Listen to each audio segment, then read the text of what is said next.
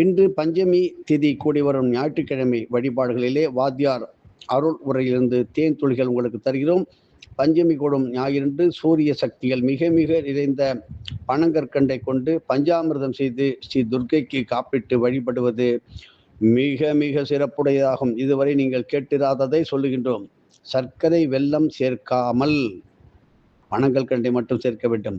இப்படி சூரியமூர்த்தி வழிபட்டு பெற்ற அக்ஷய பாத்திரமே மகாபாரதத்திலே தர்மருக்கு கிட்டியது ஒன்று. அதுதான் மிக மிக சக்தி வாய்ந்த பாத்திரம்.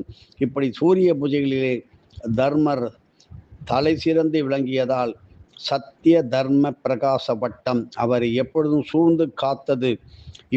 இவ்வாறாக ஞாயிறு தோறும் வட்டப்பாறை அம்மன், வட்டத்தம்மன் போன்ற அம்மன் மூர்த்திகளை வழிபடுவதும் மன சிதறல்களை ஒழுங்குபடுத்த உதவும். மனமானது பூமி போல ஒரு உலக்கை வடிவ கோண வட்டமே.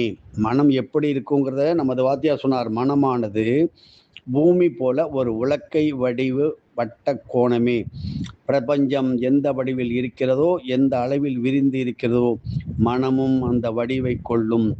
பறந்தும் விரிந்தும் நிறையும் பூமியின் உலக்கை வடிவமும் பூலோக ஜீவன்களின் அந்தந்த நேர கர்ம அழுத்தத்திற்கு ஏற்ப மாறிக்கொண்டே இருக்கிறது. ஞாயிறு பஞ்சமி கூடும் என்று இந்த தினத்திலே நீங்கள் செய்கின்ற பூஜை மேற்கண்ட வகையிலான பஞ்சாமிர்த பூஜை பாஸ்கர அமிர்த சக்திகளை துரிதமாக விருத்தி செய்து நன்மை தரும்.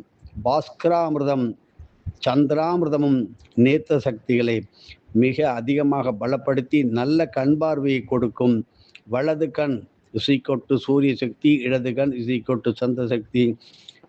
சர்வம் ஸ்ரீ கிருஷ்ணார்ப்பணமஸ்து.